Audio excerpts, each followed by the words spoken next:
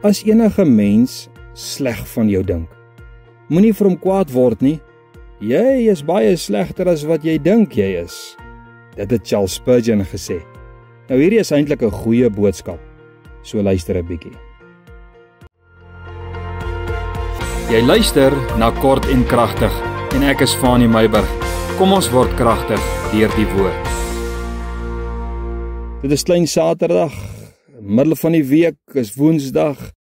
Moenie bekommer wees nie, een van die dae is dit naweek, dan kan jy weer gaan rus. Ek praat met jou vanmôre, jy is ook nie volmaak nie. Romeine 10 van 'n vers, Romeine 3 vers 10 tot vers 18, verskoon tog. Ek lees vir jou 'n paar verse, wees maar geduldig.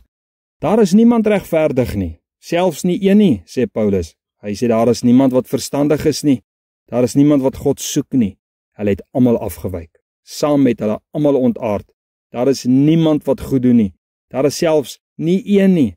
Hulle keel is 'n oop graf, met hulle tonge pleeg hulle bedrog, die gif van adders is onder hulle lippe. Hulle mond is vol vervloeking en bitterheid, haastig is hulle voete om bloed te vergiet, verwoesting en elende is in hulle paaie, en die weg van die vrede ken hulle nie. Vers 18, daar is geen vrees van God voor hulle oë nie. Wat 'n verdoemende prentjie hierdie skrif van ons. Maar weet jy, daagliks besef ek is nie volmaak nie. Weekliks lees of hoor ek van mooi mense, voorstaande, suksesvolle mense, predikante, wat gefaal het. Hoekom? Want hulle is ook nie volmaak nie. En praat ek saam met jou vanoggend, en ek weet, jy is ook nie volmaak nie. Op een of ander wyse staan ons almal skuldig voor God. En die ergste van alles is hoe meer ons probeer om goed te wees, en met die suiwerste intensies probeer ons om beter te wees en te doen, dan faal ons steeds. Beleef jy dit ook? Ons stel mekaar te leer en ons stel God te leer op soveel verskillende maniere en vlakke. En dan as ek so na my en jou en ander kyk, dan weet ek hoekom Jesus Christus aarde toe moes kom. Want Fanie is daar. En ten spyte van Fanie se efforts om beter te wees en hemel toe te wil gaan, faal hy. Fanie het hulp nodig, dis hoekom Jesus gekom het. En so kom Jesus aarde toe, lewe 'n perfekte, sondelose lewe, sterf aan die kruis, dra my onvermoëns, my sonde en die straf van God wat daarmee gepaard gaan, draai aan die kruis en hy sterf daarmee. 3 dae later wek die Gees van God Jesus Christus uit die dood op in 'n verheerlikte nuwe lewe met die belofte dat as Fanie kan glo wat Jesus aan die kruis en deur die dood gedoen het, dan sal dieselfde Heilige Gees wat Jesus opgewek het, Fanie ook opwek tot 'n nuwe lewe in Jesus Christus, wat beteken Jesus Christus in hom. En dit is Fanie se enigste hoop, voor heilige en regverdige God, Jesus Christus in my hoop op ewige heerlikheid. Ek sê vir jou vanoggend, hou op om perfek te probeer wees. Jy stel jouself so te leer.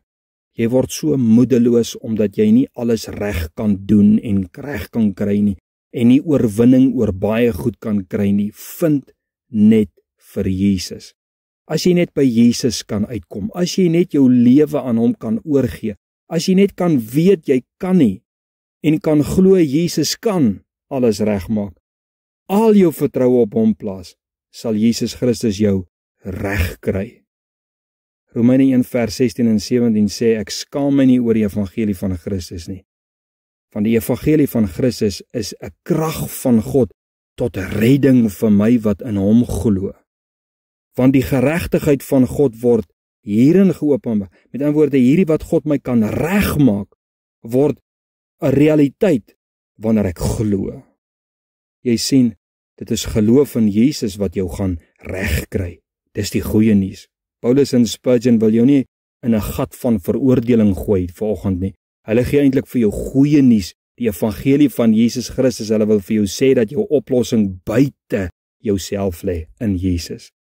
Jy sê sekerlik, maar ek is mos Jesus se kind. En ek weet dit, maar Jesus het sy kinders se sondige onvermoëns deur sy krag reggestel en ons deur ons ongeloof probeer alles self regryk. Dit is ons probleem. Ons vertrou is nie op Jesus nie.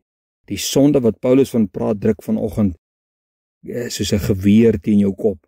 En vanmôre wil ek vir jou sê, steek jou hande in die lug op, gee oor. Maar aan Jesus. Nie aan die sonde nie, gee oor aan Jesus. Hy gaan jou kom red. Here, ek hands op vanoggend. Ek bely my onvermoë in myself en om myself te red. Ek glo in U. Red my, Here. Amen.